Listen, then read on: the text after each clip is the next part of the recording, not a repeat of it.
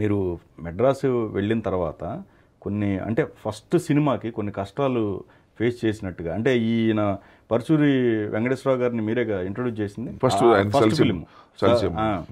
Director కూడా మన కనకాల గారు, కనకాల దేవదాస్ ఆయనకు కూడా సేమ్ అప్పుడు స్ట్రగుల్ పీరియడ్ ఆఫ్ టైం ఇది.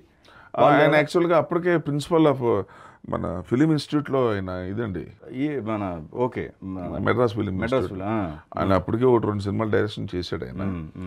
చలిచిమలు మేబీ 3వ సినిమా 4వ సినిమా అయ్యి ఉంటుంది, నాకు కరెక్ట్గా తెలియదు. నాకు సినిమా కంప్లీట్ అయిపోయింది 1978 ఆ ఫిలిం.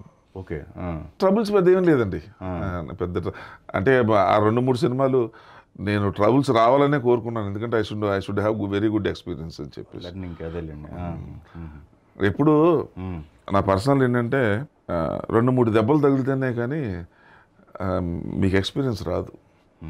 అన్నీ సక్సెస్ అవుతుంటే ఇట్లా కాళ్ళు ఎగరేసేసి మనంత గొప్పోళ్ళు అనుకుంటాం. That's my suggestion is every human being లైఫ్లో బ్యాడ్ పీరియడ్ కూడా చూడాలి, చూస్తేనే మీలో రిఫైన్మెంట్ స్టార్ట్ అవుతుంది. కానీ ఇప్పుడు అప్పుడున్న దర్శకులకి అంటే ఇంకో రకంగా అనుకోవచ్చు, ఇప్పుడు మీది ఇప్పుడు ఇతర రాష్ట్రాల నుంచి ఇక్కడికి వచ్చి క్యారెక్టర్ ఆర్టిస్టులుగా చేస్తున్నారు చాలామంది ఉన్నారు.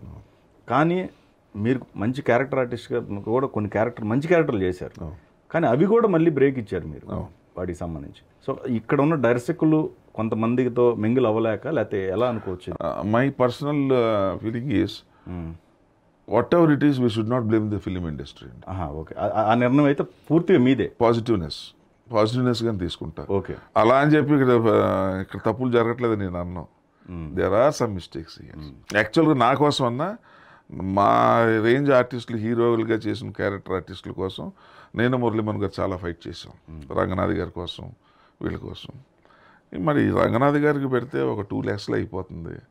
మీరు ఎవరినో తెలుగు రానివ్వండి తీసుకొచ్చి మీరు 50 లక్షలు 70 లక్షలు ఇచ్చి, and I don't think it is correct అని చెప్పేసి మేము మూవీ ఆర్టిస్ట్ తరఫుని we had discussion with the producers and directors.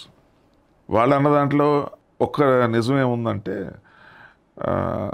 అప్పుడు మెడ్రాస్లో ఉన్నప్పుడండి దీని యొక్క పరిధి సర్కిల్ మనకి లెస్ ఏరియా బిజినెస్.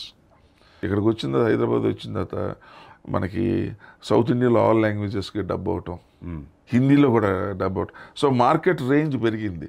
తర్వాత ఏమో స్టేట్స్ ఇంటర్నేషనల్ మార్కెట్ పెరిగింది, ఓవర్సీస్ మార్కెట్ పెరిగింది.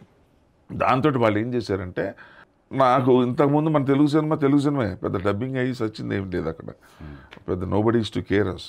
బట్ మనలో స్టాండర్డ్ పెరిగి అన్నీ పెరిగిన తర్వాత నేను తమిళ్ చేయాలా, డబ్బింగ్ అక్కడికి వెళ్ళాలి కాబట్టి ఒక తమిళ్ ఆర్టిస్ట్ వాళ్ళకి బిజినెస్ కోసం.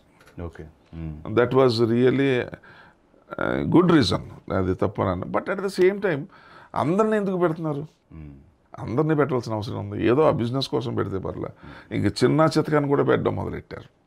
This is where we differ. కానీ మీరు ఇప్పుడు తెలుగు పక్కన పెడితే అండి, మరి మీరు చెన్నై, అంతకుముందు చెన్నైలో ఉన్నారు చెన్నై ఆర్టిస్ట్గా, మరి తమిళ్ సినిమాలు కావచ్చు, కన్నడ లాగవచ్చు, మన మలయాళం కావచ్చు, వీటిలో ఎక్కడ కూడా మీకు సంబంధించి మీరు ట్రై చేయలేదు? అవకాశం సంబంధించి నేను ట్రై చేయలేదు. బట్ యాక్చువల్ మన వాళ్ళు ఎవరు కూడా యాక్ట్ చేయలేదు అక్కడ, అది లేదు, ఎవరిదే వాళ్ళదే.